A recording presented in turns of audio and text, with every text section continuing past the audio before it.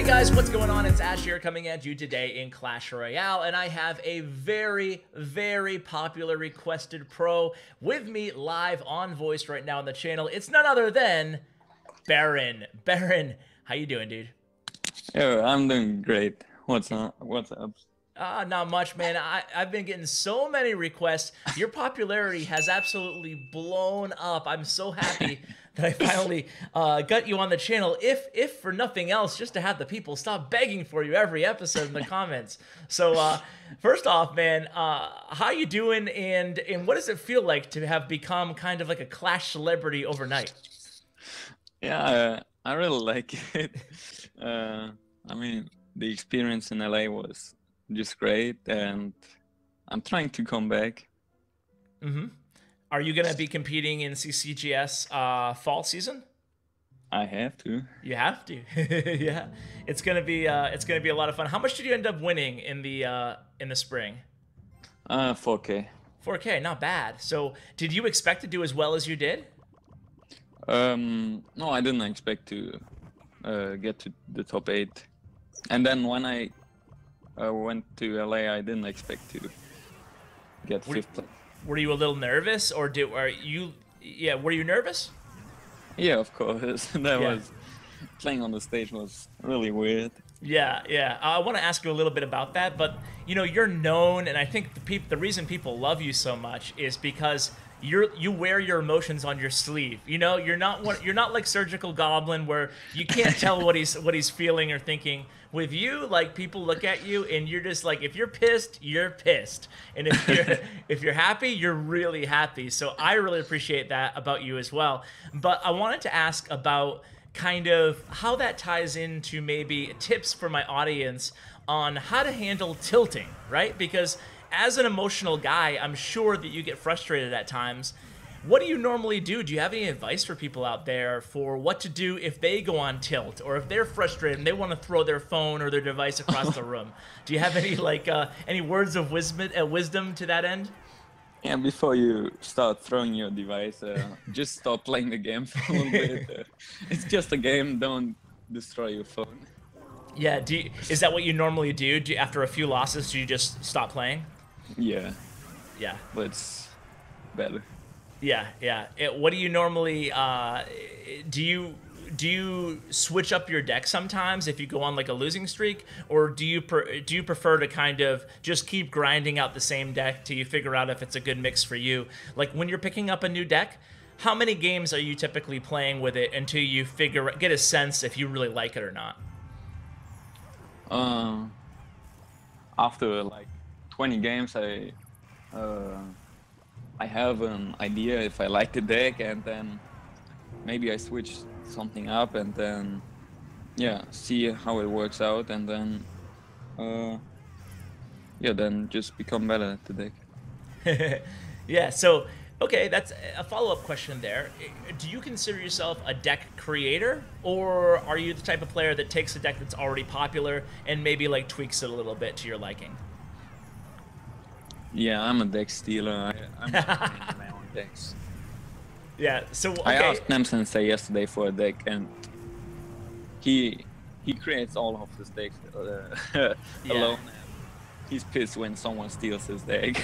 Yeah, I have bet Nem Sensei is going to absolutely hate me, because in my video that goes live today or actually yesterday for people out there, I was recording with Sushi Pepe, and he faced Nem Sensei in a grand challenge live when I was recording, and Nem Sensei was using a cannon cart deck that he really loves. So I messaged him after the video and I said, hey, can you come on the channel to share the deck?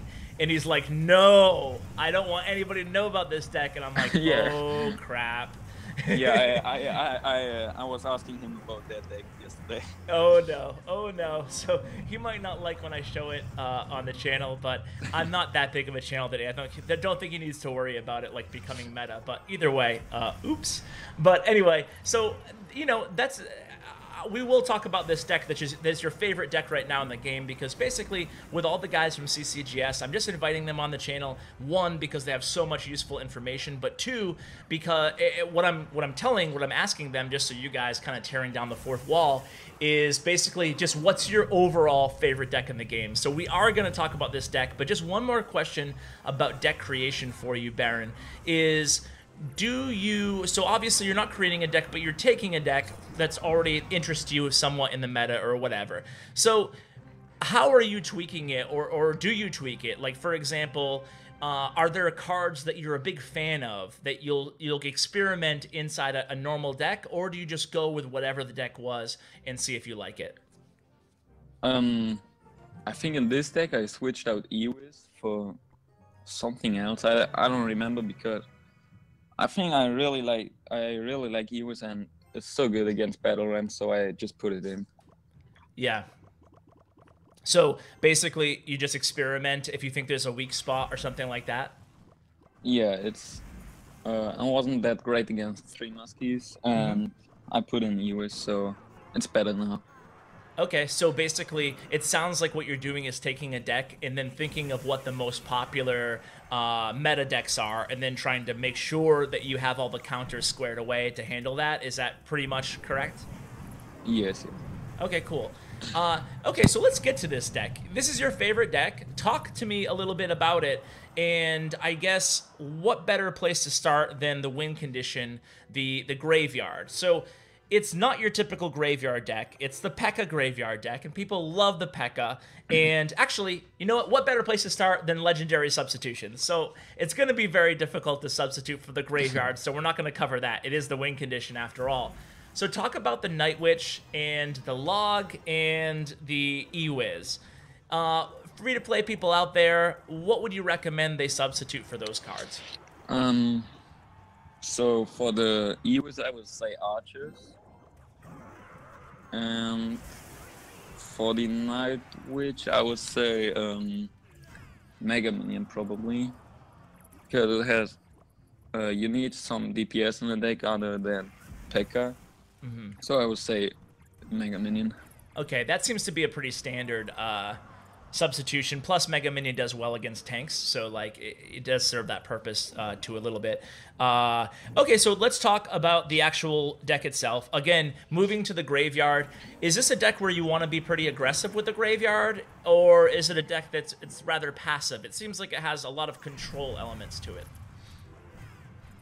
Yes, normally I don't play the Graveyard like in the first minute. Yeah, maybe at the end of the first minute, but okay. Only when I made good trades and I know that he doesn't have any counters to it in hand.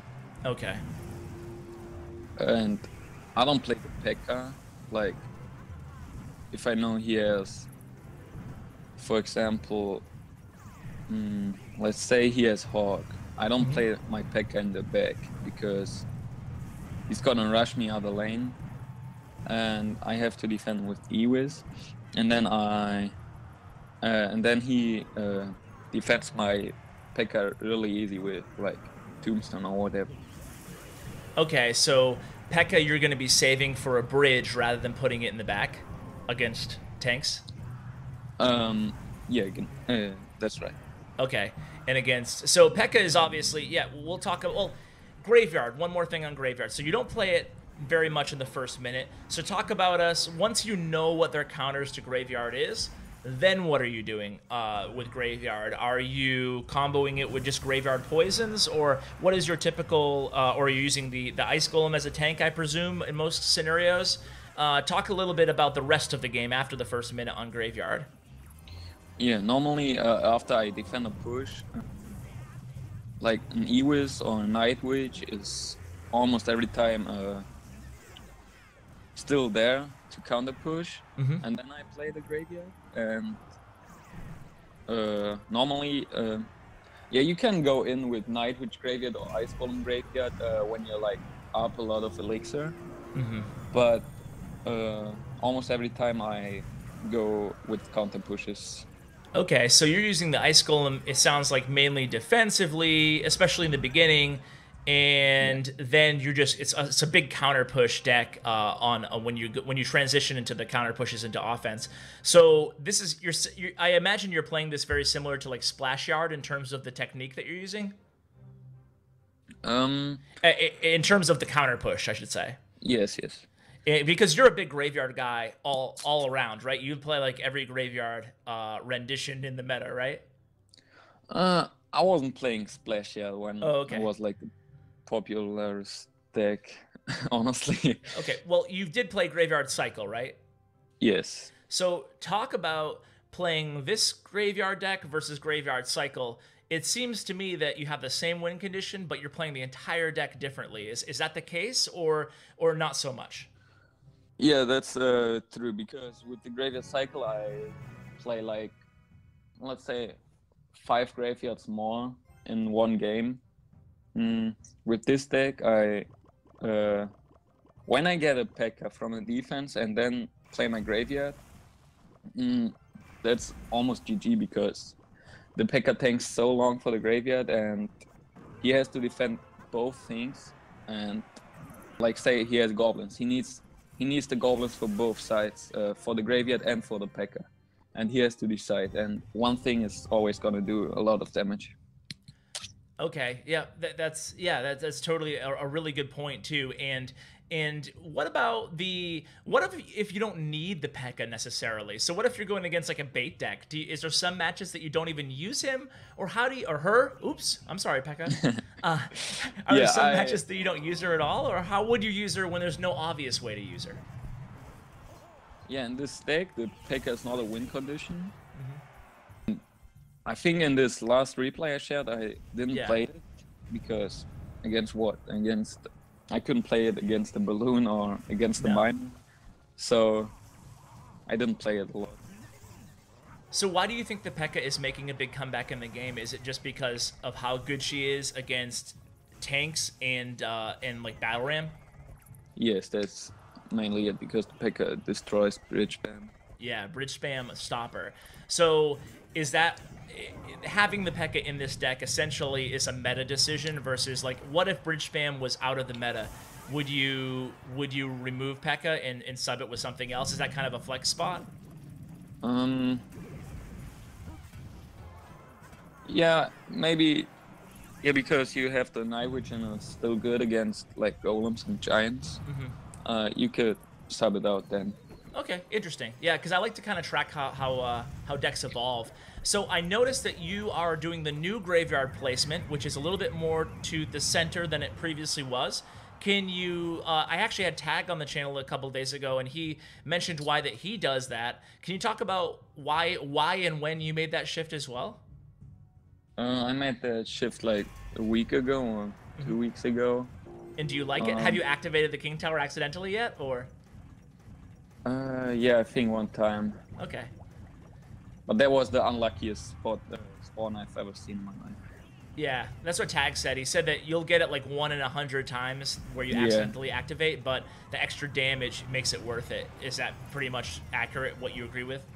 Yes, and it's not, yeah, it's not only because that, because when I play against goblins, I always, and they have goblins in hand, you can kill them like this easy, and it's better against Knight and Baby Dragon and Valkyrie as well. Do you think there's any, what do you think a common mistake for this deck might be? Using P.E.K.K.A as the win condition. So trying to build up like a push behind the P.E.K.K.A with like a Night Witch, which is exactly what you're doing right now in the replay, but obviously it's a defensive maneuver. Yeah. But it's not in a beatdown fashion that you're doing it. But I get what you're saying. It's not like trying to establish. You're not using the P.E.K.K.A as like a golem, right? Yeah, that's true. Okay. So what I want to ask is just take a quick break because we want to get into some live action here in a second now that we've gotten a little bit of a deck review here. But I want to ask a couple more questions about just becoming a Clash celeb, basically. Are you free to play? I noticed that you're far from max. Are you free to play, or do you just kind of spend a little bit, or? I actually spent my first $10 yesterday, but oh my god, I still have over $200 iTunes left from LA. Wow. Okay, I didn't realize. I would have mentioned that way earlier in the video, Berin. So, as a free-to-play player, did you find you did it, man? You were recognized and you made a name for yourself as a completely free-to-play player. That's awesome. What free-to-play tips out there do you have to give folks? Especially like how to get recognized, you know? Yeah. Play a lot of leagues. Tournament standard is your way to get recognized, obviously, especially for free-to-play players. Yeah, just look up all the leagues and try to play in them. So get involved with a clan system that has league teams, or contact a league, or play a lot of tournaments, basically. Yeah. Tournament level standard. Yeah. For free-to-play players on ladder, would you recommend that we see that you're you're close to your personal best, Berin, at 22.93 right now. So you've been on a long tilt. I kid, but for free to play on ladder though, do you think that people should stick with like the same type of deck and try to level those cards up, or would you recommend just trying to get all your cards to tournament level standard, or any ladder tips? Yeah, I would say play Hog. Play Hog. It's OP. That's good advice. That's good advice. Do you want to hop into a live? Yeah, I can do that. Awesome. So have you you had such a huge amount of support from like your German audience in your country. Have you been were any of your friends or anything like that in real life like surprised that you traveled to LA for Clash Royale? Yeah. What'd they say? That was kind of weird. Yeah, they're like, for a mobile game?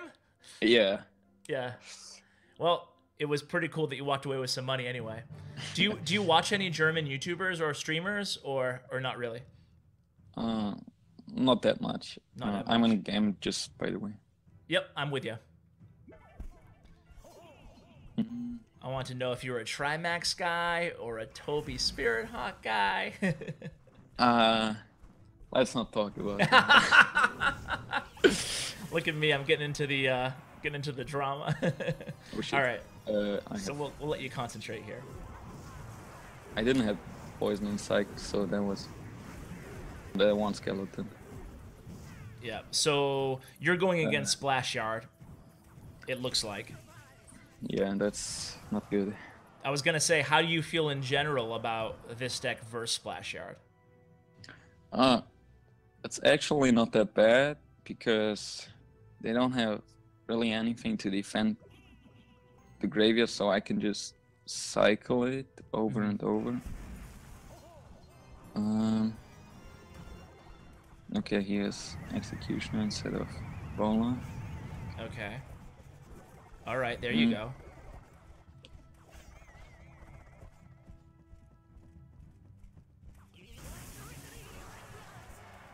What I want to ask you here is, I always find it very difficult when I use Graveyard to come back from an early deficit. Because I always want to go more aggressive, and that seems like a mistake. Is there any tips that you have to avoid that? I can wait till after this push here. Yeah, I lost my tower. Yeah. I kind of have to go aggressive now. Okay. Because you spend a lot of elixir. Okay.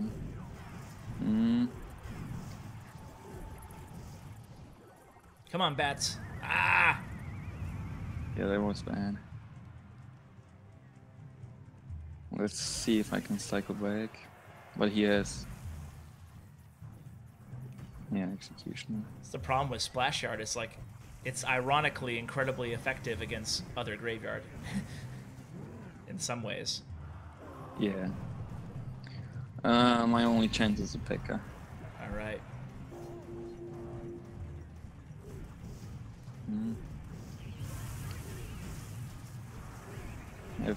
Okay, he's using all of his graveyard counters. I couldn't get my PEKKA to his side. That's bad. Come on! Oh man, it's gonna be so close. Yeah, I lost it. Close. Well, you know what? It makes me feel better that you actually are not a god and you're human and you actually can lose a match. But let's play one more, get a win under your belt. Is that cool? Yeah. All right. That was unfortunate that because that very poison. first push you didn't have your poison, which was your best counter, and Yeah. you basically almost lost that tower on the very first push of the game. That's kind of not much you can do about that, you know? Yeah. All right, here we go. What do you find the weakest or the toughest matchups for this deck? I would say 3 Muskie here.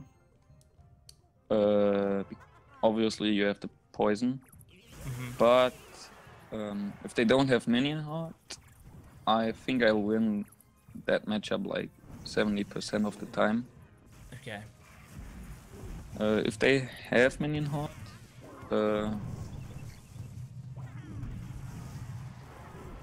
I can still win this, but it's a little bit different. Yeah. Okay. So what about? I'll let you defend here. I don't want to screw you. Yeah, he's playing Okay. PEKKA. Okay. So what about on against Three Musketeer? Is there like quick tip? It's the most difficult matchup? Three Musketeer heal.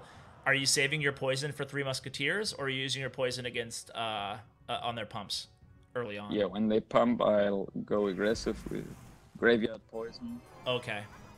And defend when they see the poison the first time and they didn't see the PEKKA yet, they probably won't split their muskies, and I can defend with my PEKKA all 3 of them.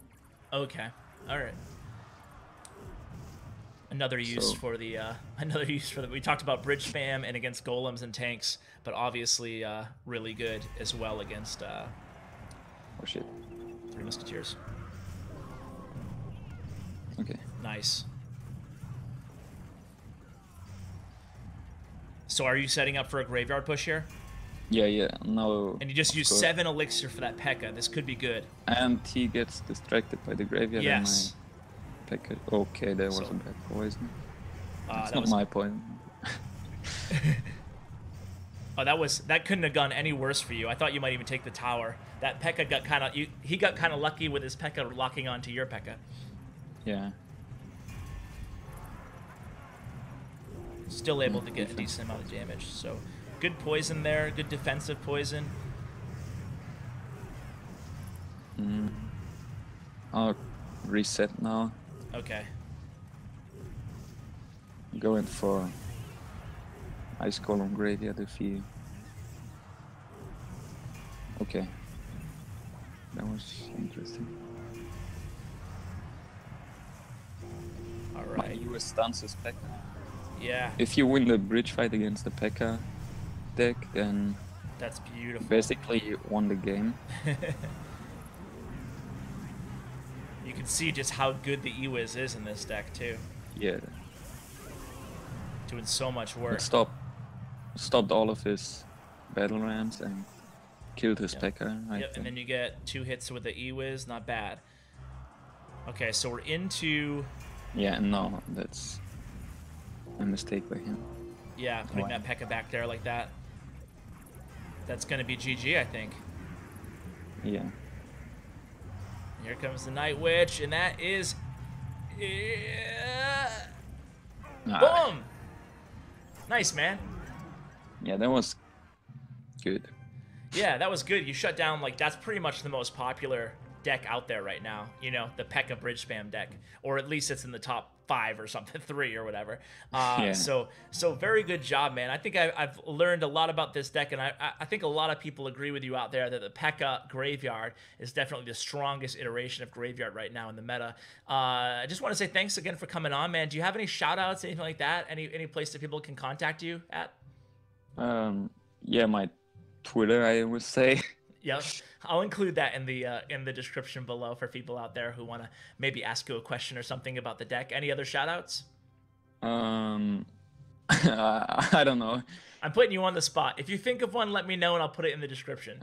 Yeah, okay. So, Berin, best of luck, and thank you so much again for coming on. I'm sure people are going to be really happy to hear from you on the channel. So, so thanks, man, and best of luck in the fall CCGS as well. Yeah, thanks for having me on, and thanks for the luck. No problem, Berin. So another huge shout out to Berin. Make sure you go give him a follow on Twitter. A really great guy. I got the chance to meet him over in LA, so that was awesome as well. And guys, thanks so much for watching. I really appreciate it. I'm going to show some love to my YouTube partner, Bren Chong. You can find his information in the description below. Thank you so much, and as always, take care, guys.